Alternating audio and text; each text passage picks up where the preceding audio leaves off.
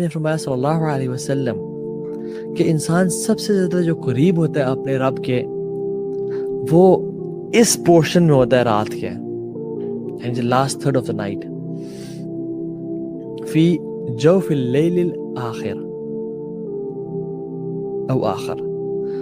جو شخص اللہ کی کا استطاعت رکھتا ہے کہ وہ اس میں اٹھ کے اللہ کا ذکر کر سکے، فکن، تو وہ لازمی کرے، اس کو چاہیے کہ اس اپرچونٹی کو کبھی مس نہ کرے، کیونکہ یہ قربۃ اللہ تعالی، یہ اللہ کے قریب ہونے کا ذریعہ ہے. اور میں آپ کو بات بتاؤں، when I was coming to this lecture and I was thinking کہ اللہ تعالیٰ سے انسان کب سب سے زیادہ قریب ہوتا ہے، کب کون سا مومنٹ ہے جس میں انسان اللہ رب العالمین سے، اپنے رب سے، اپنے مالک سے، اپنے پیدا کرنے والے سے، فاطر السماوات والارض سے، بدیع السماوات والارض سے کب سب سے زیادہ قریب ہوتا ہے؟ تو وہ پتہ ہے کون سا مومنٹ ہے؟ دیٹ از دا مومنٹ جب انسان سجدے کی حالت میں ہوتا ہے تہجد کے ٹائم پہ. یہ انسان سب سے زیادہ اللہ کے قریب ہوتا ہے. کیوں؟ کیونکہ اللہ کے نبی نے ایک دو حدیث میں فرمایا کہ اقرب ما یکون العبد من ربہ وہو ساجد فاکثر الدعاء، کہ انسان اللہ سے سب سے زیادہ قریب تب ہوتا ہے جب وہ سجدے کی حالت میں ہے. اور دوسری یہ حدیث بھی آگے کہ اقرب ما یکون الرب من عبد فی جوف اللیل آخر، کہ انسان اپنے رب سے سب سے زیادہ قریب ہوتا ہے رات کے آخری حصے میں. Now we know from the principles of عقیدہ کہ اللہ سبحانہ وتعالی ثم استوى علی العرش، عرش پہ مستوی ہیں، اور ان کا علم جو ہے فزیکلی اللہ سبحانہ وتعالی اپنے عرش پہ موجود ہے. I hope this every Muslim knows about it. اور اللہ رب العالمین اپنے علم سے ہر جگہ پہ موجود ہیں، یعنی he knows each and everything. He knows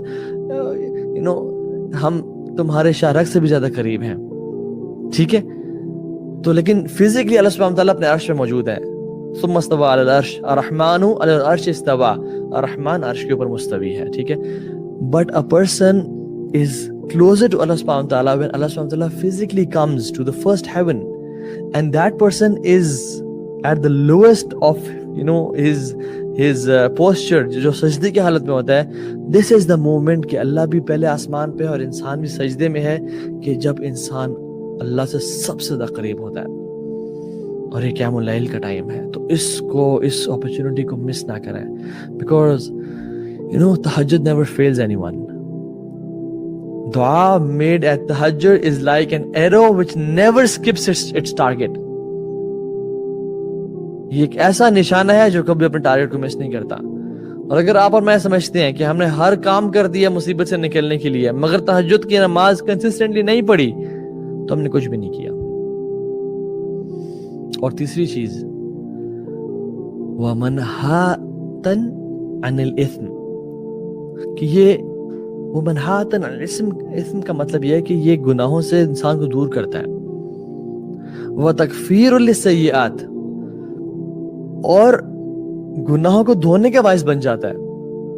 So if your past scares you, tahajjud is for you.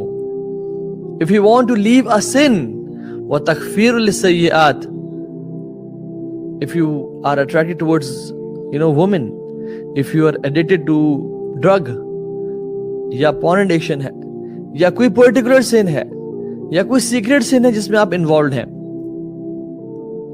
چاہے outward ہے یا inward ہے یا public ہے یا secret ہے، this tahajjud prayer is for you.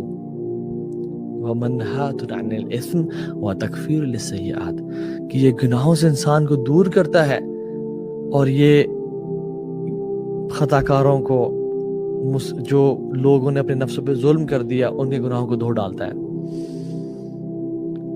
So it is your go-to area.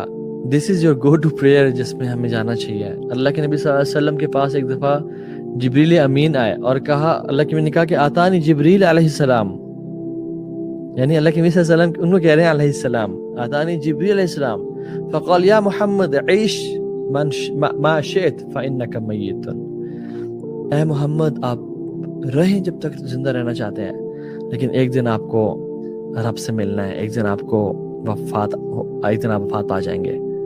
وَحْبِبْ مَنْ شِئْتَ فَإِنَّكَ مُفَارِقُهُ، جس سے آپ مرضی محبت کرنا چاہتے ہیں آپ کریں، لیکن ایک دن جدائی کا وقت آ جائے گا اور مفارقت یعنی your meetings, your love will be followed by a departure. وَعْمَلْ مَا شِئْتَ فَإِنَّكَ مَجْزِيٌ بِهِ، جو کام آپ نے کرنا ہے کریں، اس کا بدلہ ملے گا. ثم قال یا محمد، اور پھر کہا ہے محمد صلی اللہ علیہ وسلم، شرف المؤمن قیام باللیل. ایک بات یاد رکھیں کہ جو مومن کا شرف ہے اور آنر ہے اور ڈگنیٹی ہے وہ کس چیز میں ہے؟ قیام اللیل میں. وعزہ الاستغناء من الناس، استغناء عن الناس، اور اس کی جو عزت ہے، جو اس کی تکریم ہے، وہ لوگوں سے غنی ہونے میں ہے، یعنی لوگوں پہ ڈیپینڈنٹ نہ ہونے میں ہے. سبحان اللہ، رسول اللہ صلی اللہ علیہ وسلم کو جبریل علیہ السلام بڑے ایک برادرلی طریقے میں، ایک بیسٹ فرینڈ کے طرح سے ان کے پاس آ کے، اور نو ڈاؤٹ جبریل was one of the best friends of رسول اللہ صلی اللہ علیہ وسلم. ٹھیک ہے، آگے ڈفرینٹ باتوں کی بتاتے ہیں ان کو اور کہتے ہیں کہ لیکن جان لیں کہ جو مومن کا شرف ہے نا، اور عزت ہے اور آنر ہے، وہ قیام اللیل میں ہے، اور لوگوں کی جو رسپیکٹ ہے وہ لوگوں سے غنی ہو جانے میں ہے. سو بات کیا ہے کہ جو لائف کا کرکس ہے وہ یہ ہے کہ ہر انسان چاہتا ہے کہ اس کو عزت ملے، اس کو آنریبل ہو، وہ سکسیسفل ہو، اور ہر انسان چاہتا ہے کہ لوگ اس کی عزت کریں. تو کیا کریں؟ قیام اللیل کی نماز پڑھیں اور لوگوں پہ ڈیپینڈنٹ نہ رہیں. And this is an honor Allah will publicize even if you don't want it. اللہ لوگوں میں اس کو پھیلا دیں گے. اگر کوئی شخص قیام اللیل پڑھتا ہے تو اللہ لوگوں کے دلوں میں اس کی محبت ڈال دیں گے اور اس کو آنر اور تکریم بخشیں گے. یہ اللہ کا ایک اصول ہے. سعید ابن مسیب کہتے ہیں قیام اللیل کے بارے میں کمال، کہتے ہیں قال سعید ابن مسیب رحمہ اللہ، ان رجل لا يصلي باللیل فيجعل الله في وجهه نورا ويحبه عليه كل مسلم فيراه من لم يراه قط فيقول إني أحب هذا الرجل.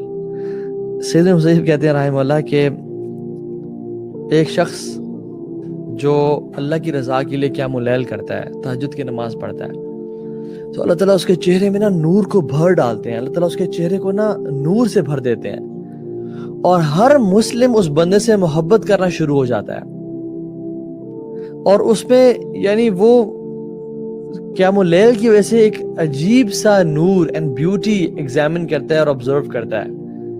اور پھر انسان اس محبت کی وجہ سے کیا اٹھتا ہے کہ واللہ انی احب هذا الرجل، کہ میں اس بندے سے محبت کرتا ہوں اللہ کی رضا کے لیے. And this is what used to happen with the Salaf as well. امام وقی رحمہ اللہ، جو کہ امام شافعی کے استاد تھے، امام وقی ابن جرح، کہتے ہیں کہ لوگ ان کے بارے میں کہتے ہیں کہ he is an angel، هذا ملک کریم، یہ فرشتہ ہے، یہ انسان نہیں ہے. why؟ because he used to pray قیام اللیل. ابن سیرین رحمہ اللہ کو لوگ جب دیکھتے تو کہتے ہیں اللہ اکبر، سبحان اللہ، لا الہ الا اللہ. why؟ because he was so beautiful with red cheeks and beautiful face، smart person. why؟ he used to pray قیام اللیل. And some women from the past، جب اسے پوچھا گیا کہ تمہاری خوبصورتی کا راز کیا ہے، and they said کہ we pray قیام اللیل. why؟ because it beautified the faces.